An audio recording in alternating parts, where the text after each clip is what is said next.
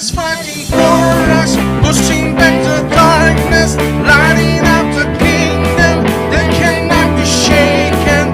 In the name of Jesus, enemies defeated, and we will shout it out, shout it out. Selamat pagi. Waduh, pagi-pagi saya punya semangat. Siapa yang bersuka cita pagi hari ini lambaikan tangannya. Coba kasih jabat tangan, pandang wajahnya ngomong gini, I love you. Iya. Terima kasih buat kesempatan yang sudah diberikan kepada saya untuk bisa melayani tempat ini. Mungkin banyak orang belum kenal. Ada pepatah mengatakan tidak kenal maka tidak kenal ya. Nama lengkap saya Jason Irwanto, panggil saja dengan nama Jason. Mungkin Bapak Ibu teman-teman lebih mengenal dari lagu-lagu yang sudah saya ciptakan. Dan hari ini saudara saya akan menyanyikan puji-pujian yang baru. Namanya ngundang pengkhotbah, hobinya tulis lagu sama nyanyi. Pasti kerjaan pertama ngapain? Nyanyi dulu, boleh gak? Boleh. Yang menjawab cuma satu orang doang. Yang lain boleh gak? Iya, tuh semangat pagi-pagi. Kunci C. Kita belajar pujian ini ya, 2 lagu ya.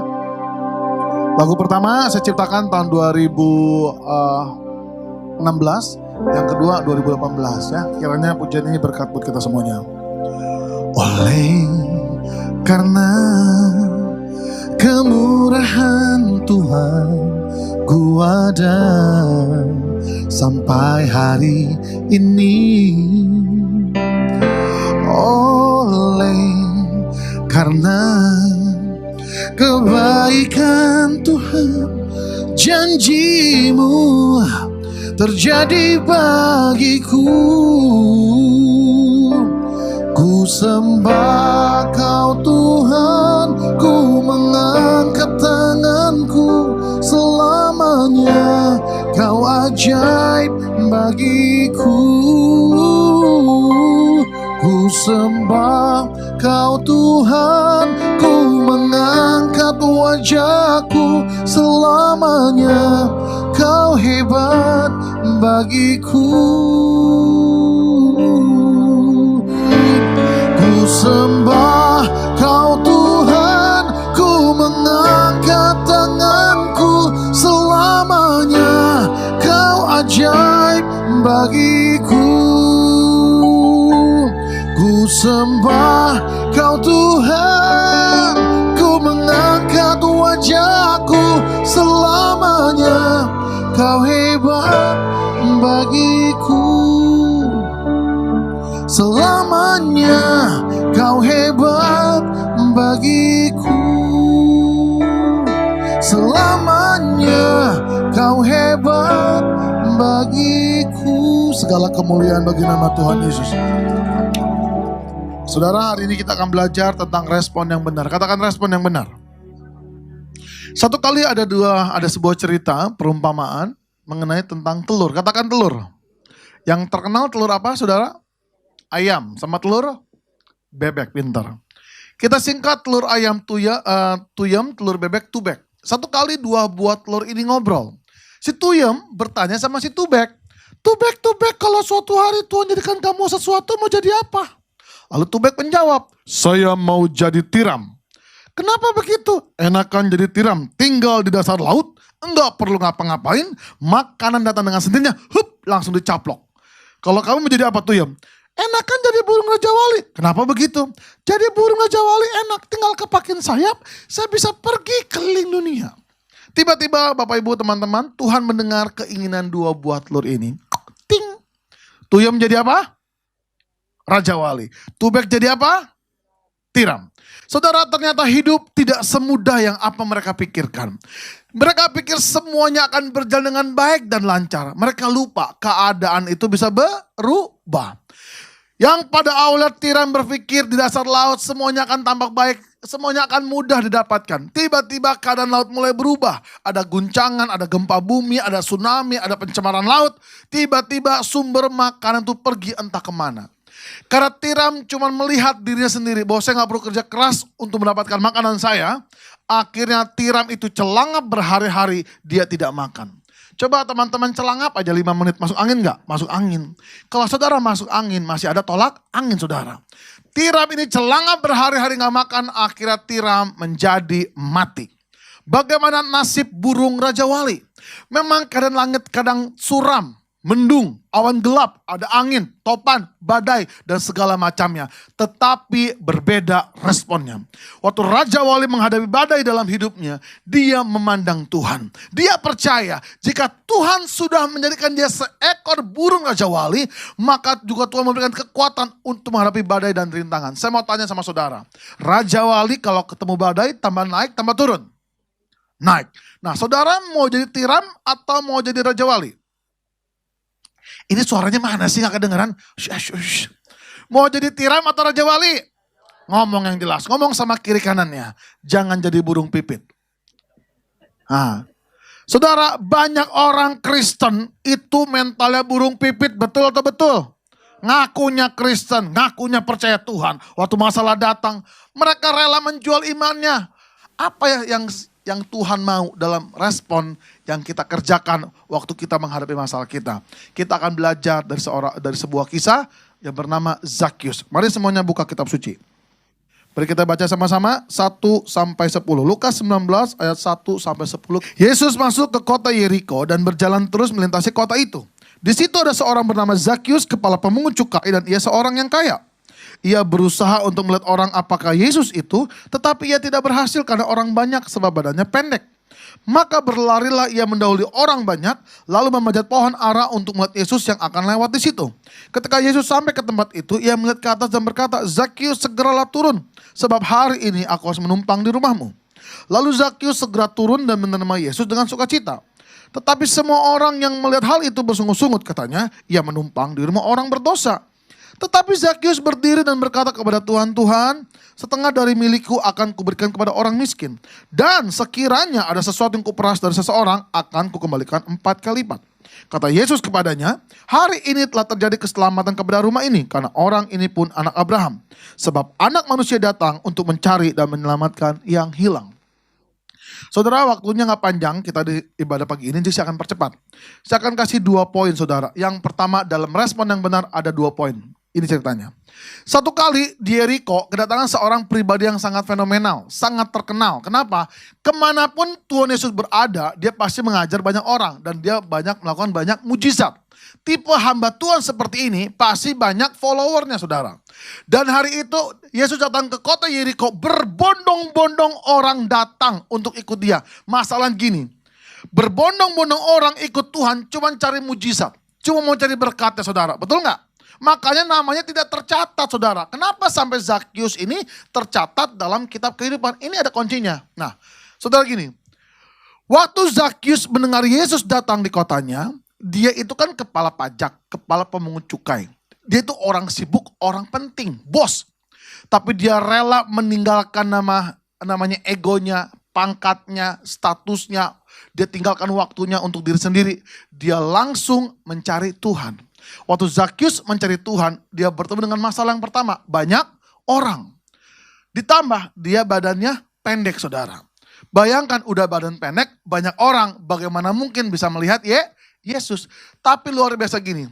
Hari ini saya mau kasih kabar baik. Kalau saudara merasa pendek, jangan minder. Nah saudara, waktu Zakheus bertemu dengan masalahnya, waduh banyak orang, ditambah badan dia pendek. Nah saudara belajar. Pelajaran pertama dalam respon yang benar, jangan mudah menyerah. Katakan jangan mudah menyerah. Nah saudara, apa buktinya Zakheus tidak menyerah? Dia naik ke atas pohon. Dalam hidup ini teman-teman, kalau saudara ketemu dengan situasi yang terdesak, cobalah cari pintu keluar ke depan. Pintu keluar ke depan tertutup, cari pintu keluar belakang. Tertutup, cari pintu samping kiri. Masih tertutup, cari pintu samping kanan. Tertutup, cari namanya jendela. Masih tertutup, cari namanya atap. Masih tertutup, cari namanya gorong. Dalam hidup ini Tuhan ciptakan masalah, pasti ada jalan keluarnya. Amin. Ingat gak kue brownies? Apa brownies? Tahu, bukan berondong manis, kue brownies saudara. Kalau Bapak Ibu teman-teman baca kisahnya brownies, itu adalah kue gagal, kue bantet saudara. Tapi bantetnya dinikmati semua orang hari ini saudara. Nah yang merasa badannya bantet hari ini, jangan saudara minder saudara. Bantetmu akan dinikmati semua orang ya. Nah, baru ada yang amin ya. Karena banyak yang bantet hari ini saya lihat, termasuk saya. Saudara, saya mau sharing tentang namanya jangan mudah menyerah. Buktinya Zakheus naik ke atas pohon. Semoga kisah saya bisa menginspirasi teman-teman ya. Coba teman-teman Bapak Ibu pandang wajah saya baik-baik. Menurut saudara, tampang seperti ini ada tampang orang susah atau tidak? Hui, jawab. Ada nggak? Nggak ya, jujur ya. Bekas-bekasnya ada nggak? Nggak ada juga, puji Tuhan ya. Saya mau sharing nih, jangan mudah menyerah. Saudara, saya ini kelahiran Siantar, ya. Saya orang Simalungun, papa saya orang Simalungun, mama saya orang Sunda Banten. Makanya pernikahan antara orang Simalungun Siantar dan Sunda Banten melahirkan anak kayak bintang Korea. Amin. Udah amin aja kan, saya khotbah suka-suka saya. Nah, saya ini 4 bersaudara laki-laki, saya ini anak pertama. Karena saya anak pertama, tahu namanya hidup susah. Kenapa saya bilang susah? Papa saya orang susah, mama saya orang susah, nikah tambah susah. Punya 4 anak laki-laki. Saya tinggal di Rangkas Bitung. Tahu Rangkas Bitung nggak? Nggak sama tahu, dekat Pandeglang yang kena tsunami itu kemarin. Nah, satu kali saudara, saya ini dulu adalah orang Buddha.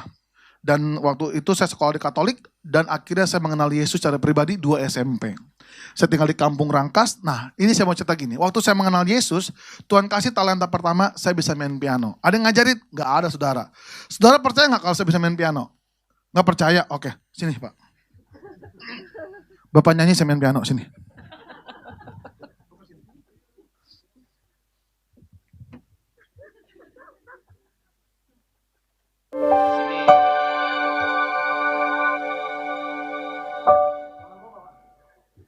Firman-Mu berkata, kau besertaku.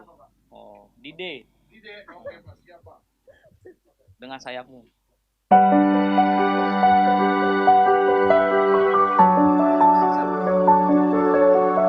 Nyanyi, Noel.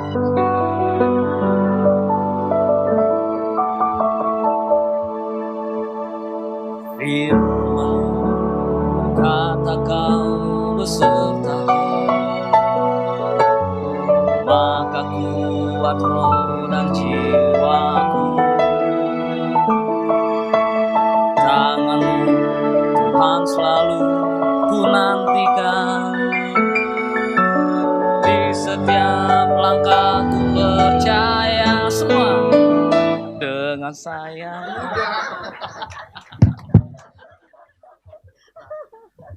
Dari saya main piano, akhirnya saya menemukan bakat kedua saya menciptakan lagu. Makanya keluar lagu-lagu rohani. Nah, yang saya membagikan adalah talenta ketiga saya bernyanyi, saudara. Saya mau kasih tahu sama teman-teman, walaupun saya susah waktu itu, walaupun saya terbatas dalam kondisi apapun juga, tapi saya pegang kuasa Tuhan yang tidak terbatas, saudara.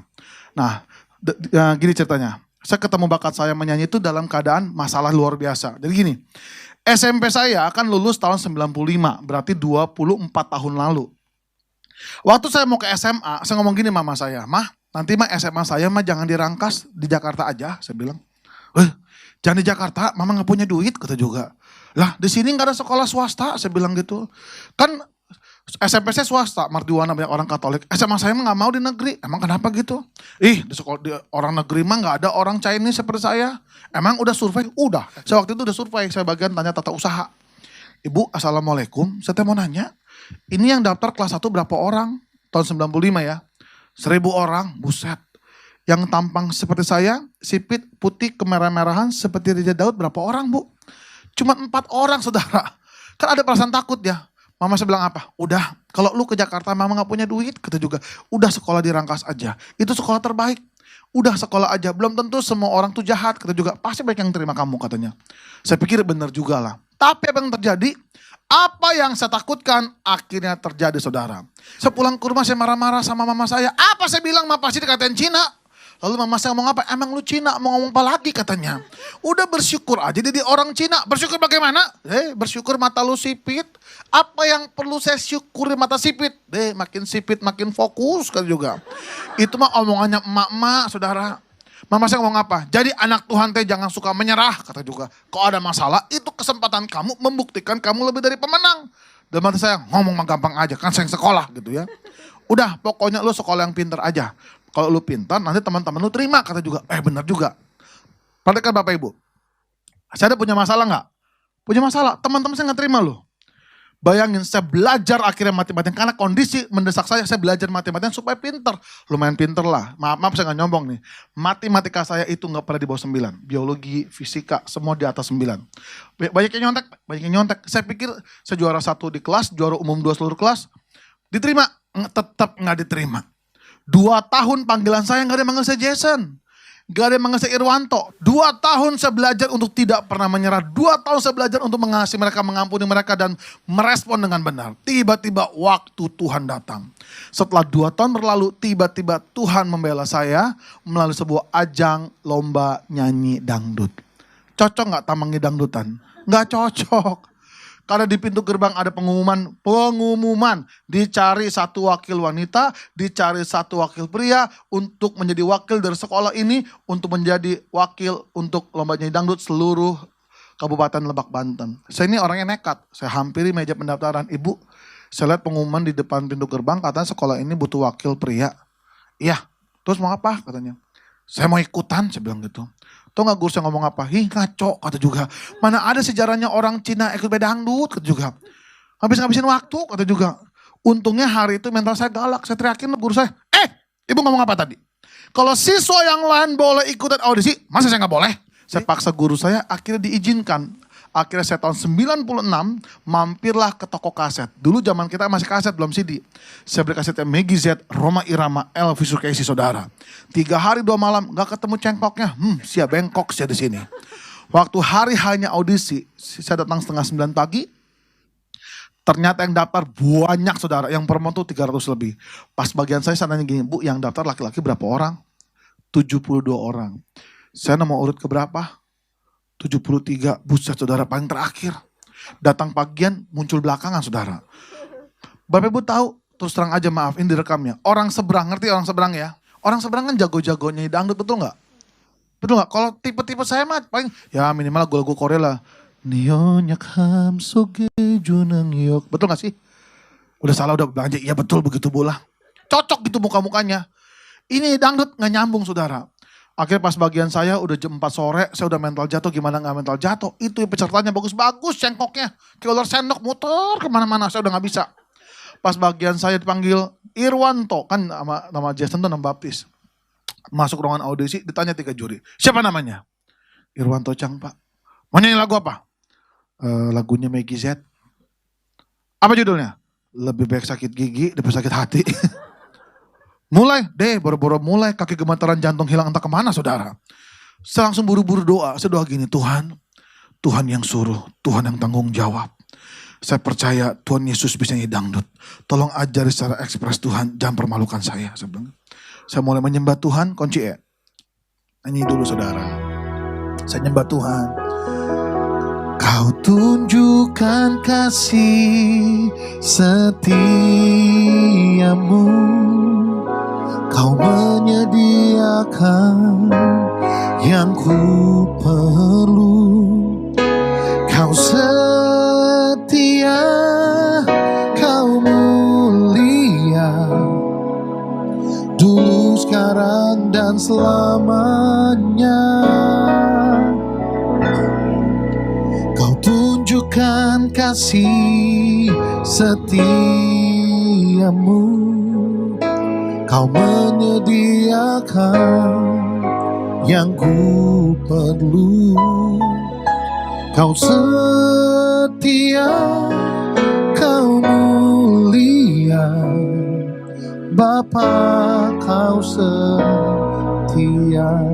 Saya mulai tenang tuh.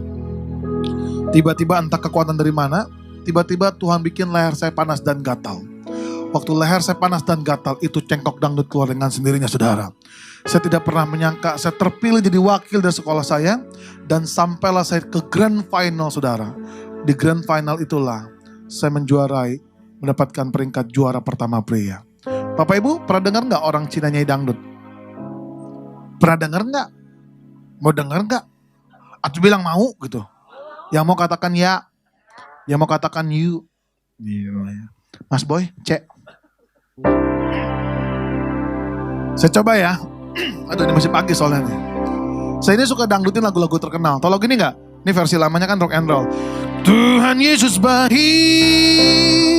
Sungguh amat baik. Gitu kan? Ini versi dangdutnya, Cek. Blokir. Saya coba ya. Coba, Cek. Tuhan Yesus baik, sungguh amat baik, untuk selama-lamanya. Tuhan Yesus baik.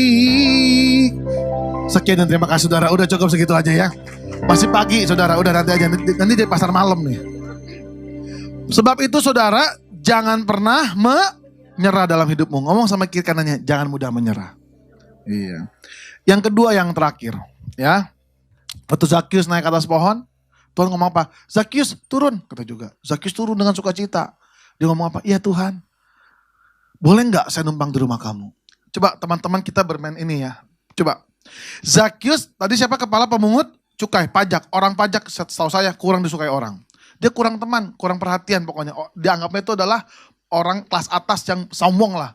Bayangin, dia itu lagi cinta mula-mula, baru ke gereja istilahnya, tiba-tiba gembala ngomong gini, ibu dari mana, bapak dari mana, pulang makan sama saya ya, nanti pulang saya anterin ya. Menurut saudara itu tamu senang gak? Senang. Orang lagi happy-happy, lagi terima kasih mula-mula, tiba-tiba sekelilingnya Yesus, menurut saudara siapa sekelilingnya Yesus? Murid-muridnya, siapa lagi? Orang yang ngaku Kristen tuh yang berbondong-bondong. Ngomong apa? Maaf nih terus terang aja ya, gak apa-apa direkam. Orang Kristen, ngakunya Kristen, tahu kasih, tapi banyak gak bisa menjaga mulutnya. Ngomong apa dia? Tuhan ngapain nginep di rumah orang berdosa? Apa kata orang nanti Instagram Tuhan followernya turun banyak loh Tuhan. Saudara, Zakius itu bukannya budak, dia mendengar loh. Belajarlah dari Zakius. Yang kedua, dalam respon yang benar, ada perubahan hidup. Katakan perubahan hidup. Zakius tidak mendengar apa kata orang-orang di sekelilingnya, termasuk murid-muridnya. Dia bisa mengambil keputusan untuk kepahitan saudara atas perkataan yang tidak baik. Saudara, belajarlah, hidup kita tidak pernah ditentukan oleh apa kata orang saudara. Orang boleh ngomong apapun juga. Makanya saya juga heran, kenapa banyak orang kepahitan? Saudara rugi jadi orang kepahitan. Kenapa? Saudara rugi karena omongan orang, saudara yang keracunan sendiri. Orang kepahitan itu seperti meminum pil pahit berharap orang lain mati. Saudara yang mati, saudara. Makanya firman Tuhan ngomong apa? Dengarlah hal yang baik dan sedap didengar. Yang gak baik udah buang aja. Saudara yang kepahitan, orang yang bikin saudara pahit ketawa ketiwi, ngapain? Makanya belajarlah dari Zakius. Dia tidak mendengar apa kata orang, dia hanya memandang Tuhan. Nih jawabannya mustajab, keren banget. Tuhan, setengah dari milikku akan kuberikan kepada orang miskin. Kalau sampai ada yang kuperas, akan kukembalikan 4 kali lipat. Siapa yang berubah? Zakius. Dan nama Zakius tercatat dalam kitab kehidupan. Saya akan tutup dengan sebuah kesaksian terakhir saudara. Untuk menutup sharing saya. Saya bersyukur kepada Tuhan. Panggilan saya bukan jadi gembala, bukan jadi pendeta. Panggilan saya jadi produser. Saya senang pegang orang baru, saya bikin jadi berkat. Satu kali saya pernah bilang sama istri saya, pokoknya saya gak mau pegang anak buta lagi. Sejak Gracia, Bapak Ibu tahu Gracia gak nih? Berapa banyak Bapak Ibu ingat saya Jason pegang anak buta, kurang ajar gak? Kok pegang artis mah gak ada yang tahu saudara. Satu kali saya bingung kenapa banyak orang buta ke rumah saya. Setiap pelayanan ke gereja ketemu orang tua anaknya buta pada ngomong ini, pada ngaco ngomongnya. Pak Jason, saya punya anak lebih buta dari Gracia. Ngaco gak saudara? Mana ada orang buta lebih buta saudara? Orang buta tetap aja buta. Kepengen anaknya terkenal. Saya mau bilang yang bikin Gracia terkenal itu Tuhan, bukan saya. Saya mau cuma perpanjangan tangan Tuhan aja. Saya merespon dengan benar, saya dapat kesempatan. Singkat cerita 2017 saya bertemu dengan seorang anak buta lagi saudara, namanya Vandiko, Tipalopo, Sulawesi Selatan. Sebenarnya saya gak mau pegang saudara, tapi apa yang terjadi waktu malam itu KKR, Tuhan yang menggerakkan hati saya. Waktu saya berdoa buat Fandi, saudara tahu, berbeda ternyata. Baru saya waktu itu masih belum mengerti kenapa Tuhan suruh saya untuk menolong anak begini lagi. Saya gak mau sebenarnya. Tapi waktu saya berdoa buat Fandi, baru saya ngerti saudara. Saya merasakan seperti televisi buram, ada kepahitan, luka, rendah diri, dan saya gak tahu apa. Kok berbeda sama Gracia gitu. Waktu Gracia saya doakan, Gracia kamu akan jadi berkat. Dan betul, Gracia jadi berkat luar biasa. Gracia kamu akan dapat mujizat. Dan betul, mata kiri Gracia mulai bisa melihat. Tapi buat Fandi doanya berbeda. Meskipun ada dasar untuk berharap, tetap percaya. Sekalipun kamu gak bisa melihat, tetaplah mengucap syukur. Selesai saya berdoa, waktu saya mau pulang, tiba-tiba Fandi nyanyi. Dan besoknya saya rekam lagunya Fandi. Hari Senin saya pulang ke Jakarta, saya mixing mastering. Hari Selasa barulah saya telepon mamanya. Barulah saya tahu ternyata Fandi itu berbeda sama Gracia. Gracia bersyukur dirawat oleh mama kandung yang begitu mencintai dia. Dan 3 orang kakaknya sangat sayang sama dia. Tapi Fandi ternyata dirawat oleh mama tirinya. Mama kandungnya sudah meninggal dunia. Dan 3 kakak perempuannya entah di mana saya nggak tahu. Dia dirawat oleh 3 saudara tirinya. Satu kali saya tanya sama Fandi, Fandi pernah menyerah gak dalam hidup? Apa sih doanya Fandi kepada Tuhan? Gracia dapat mujizat loh. Mata kirinya mulai bisa lihat. Dia ngomong gini, kok Fandi dalam hidup ini tidak pernah berdoa untuk bisa melihat. Fandi cuma berdoa buat mama tiri Fandi, mau bahagiakan mama tiri Fandi. Saya bilang kenapa? Saya nggak tahu hidupnya. Kok nggak tahu? Dulu papa kaya raya kok, punya hotel, punya toko emas. Papa sering main perempuan masalahnya kok, bawa selingkuhan ke rumah. Mama sering dihajar, kasihan kok. Kalau nangis teriak-teriak malam hari dipukulin, Fandi bisa apa? Jalan aja Fandi butuh dituntun mama. Sekarang papa udah sakit stroke, nggak bisa ngapa-ngapain lagi. Hotel udah nggak ada, toko emas udah nggak ada. Sekarang kami berjuang buat hidup kami. Kok bayangin seorang mama yang tubuhnya kecil dan ringkih harus berjualan roti 800 perak untuk mencukupi 4 orang anak dan 1 suami yang tidak bisa bekerja lagi. Dengan suara inilah, dengan hati inilah Tuhan melihat Fandi. Sampai kapanpun kok Fandi tidak akan pernah menyerah berjuang buat keluarga Fandi. Saudara, saya belajar dalam hidup ini. Bapak Ibu belajarlah satu hal. Hidup tidak selalu sejalan dengan apa yang kita inginkan.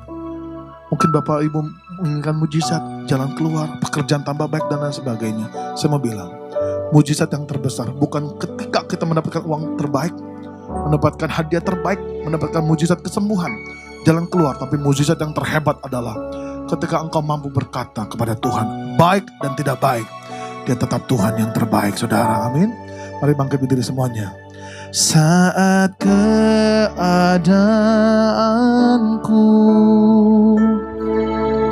tak sejalan denganku, tetap hatiku bersyukur, Kau Tuhan yang terbaik. Saat sekelilingku, saat sekelilingku tak mengerti hidupku, tetap hatiku bersyukur, tetap hatiku bersyukur, Kau Tuhan yang terbaik. Berjemaat Tuhan katakan, saat keadaanku tak sejalan denganku, tak sejalan denganku, tetap hatiku bersyukur, tetap hatiku bersyukur, Kau Tuhan yang terbaik. Katakan, saat sekelilingku tak mengerti hidupku, tetap, katakan, tetap hatiku bersyukur, tetap hatiku bersyukur, tetap hatiku bersyukur, Kau Tuhan yang terbaik,